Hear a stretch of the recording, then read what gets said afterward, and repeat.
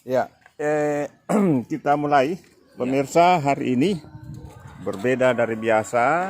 Ya. Ada hal yang unik. Hari ini saya kedatangan aplikator yang berpengalaman sekali karena beliau berlatar belakang memang pertanian, perkebunan. Beliau adalah juga salah seorang staf andalan di Dinas Pertanian Ketahanan Pangan Kabupaten Pasangkayu dan telah lama bergelut juga di tengah-tengah masyarakat tentang pemberdayaan dan peningkatan ketahanan pangan masyarakat, terutama yang berbasis penggunaan sumber daya lokal. Ya.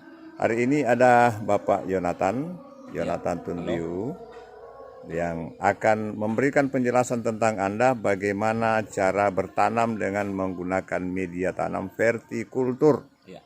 Baik, Pak Yonatan, apa itu vertikultur? Ya, ini vertikultur tentunya kita sudah paham tentang vertikultur itu berarti dia tegak berdiri atas ke bawah. Ya.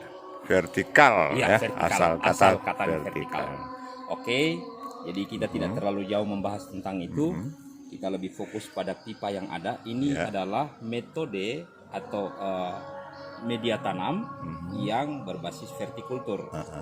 Nah, pada saat ini kita sudah menanam beberapa tanaman yang ada. Ada 2 jenis tanaman, seledri ada dan daun bawang. Nah, ini gunanya bagi kita yang memiliki lahan sempit, kita bisa menggunakan metode atau media tanam seperti ini. Nah, ini bahannya dari pipa bekas ya? Pipa bekas. Ini pipa bekas yang bisa kita ramu, yang bisa kita rancang, bisa kita gunakan seperti ini. Nah, di sini kita memiliki jika tingginya 1 meter, maka kita bisa mendapatkan sekitar 14 lubang. 14 lubang. Ya. Nah, sekarang ini kita sudah coba menanam. Tentunya ini karena tanaman baru, kita akan melihat reaksi berikutnya. Baik, kita ke bahan dulu Pak Yonatan. Ya. Bahan-bahan yang dibutuhkan ini apa? Semuanya ini kan bekas. Iya. Ya. Coba di Ini ada pot bekas. Kemudian ini yang tidak terlihat di dalam ini ada semacam toples yang kita siapkan di situ. Jadi itu di yang dalam kira-kira muat bawa pipa ini ya. ya. Pas. Jadi dia harus cap supaya tidak goyang. Nah, fungsinya toples adalah untuk penyiraman nantinya, sirkulasi air itu bagus, penyimpanan nutrisi juga bagus. Itu salah satu fungsi toples. Kemudian fungsi dari pot ini adalah untuk menyangga atau penyangga pipa ini supaya keseimbangannya bagus. Juga di samping itu Pak, kita juga bisa memanfaatkan untuk menanam menjadi media tanam. Iya. Jadi begitu Pak. Baik, ini kan ada 2 pipa ini Pak Yonatan. Ini pipa yang kecil ini apa ini fungsinya? Ini pipa ukuran 3/4. Ini juga sangat penting untuk kita pahami dan kita ketahui. Bukan berarti kita memasang ini tidak ada manfaatnya, tetapi ada kegunaannya. Ini gunanya untuk ketika penanaman berikut dan kita harus sudah memberikan nutrisi.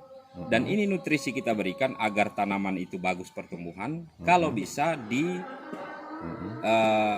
3 hari sekali atau 4 hari sekali disiram nutrisinya ke dalam. Sambil menambah ini ya. Iya.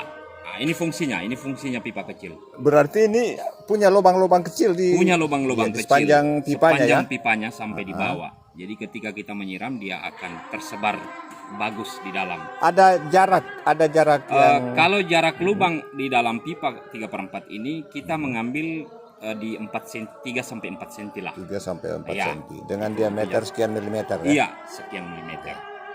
Begitu Pak. Baik. Nah, sementara ini yang bagus untuk mengisi pipanya sendiri apa ini? Kalau untuk sekarang kita masih menggunakan air. Air. Nanti 3 hari sekali atau 4 hari sekali pipa ini sudah harus kita siramkan nutrisi ya. Berupa pupuk. Jika kita tidak menggunakan pupuk kandang ya? Iya. Jika kita tidak menggunakan pupuk kandang. Tetapi ketika kita pun menggunakan pupuk kandang, pertanaman berikutnya satu kali panen, kemudian kita masih menggunakan media yang sama, kita belum mengganti atau karena ini awet loh. Iya. Awet. Kita belum mengganti atau mengganti media tanah. maka kita harus juga membantu dengan nutrisi. Tetap harus dibantu. Bantu dengan nutrisi, walaupun pupuk kandang kita sudah aplikasikan. Kenapa? Karena notabene-nya tanaman sudah menyerap. Oke, unsur haranya Unsur hara terserap, sudah terserap dari tanaman pertama. Nah itu Pak. Oke, baik. Ya. Jadi inilah para pemirsa bahwa inovasi selalu harus ada di saat-saat tertentu. Menurut hukum Newton, tekanan selalu menimbulkan gaya. Ini pula lah yang terjadi di masa sulit seperti tekanan corona saat ini. Ya, Pak Yonatan menampilkan inovasi-inovasi yang dapat kita aplikasi dengan mudah di rumah. Ini sayangnya Pak Yonatan ini tidak membuat lisensinya. Tetapi dengan demikian bahwa kita dapat mengaplikasi ini di rumah, ya kapanpun, di pekarangan sempit lebih baik. Bahkan di dalam rumah jika memungkinkan bisa diangkat kemana-mana, portable ini Pak apa ya? Bisa diangkat, bisa dipindah dengan mudah. Baik. Inilah kelebihan vertikultur para pemirsa. Dia sederhana, kemudian portable dan awet, dapat diganti berkali-kali tanamannya. Baik, demikian channel kita hari ini dengan vertikultur bersama dengan Bapak Yonatan Tundiu, penyuluh yang aktif di masyarakat. Terima kasih. Assalamualaikum warahmatullahi wabarakatuh.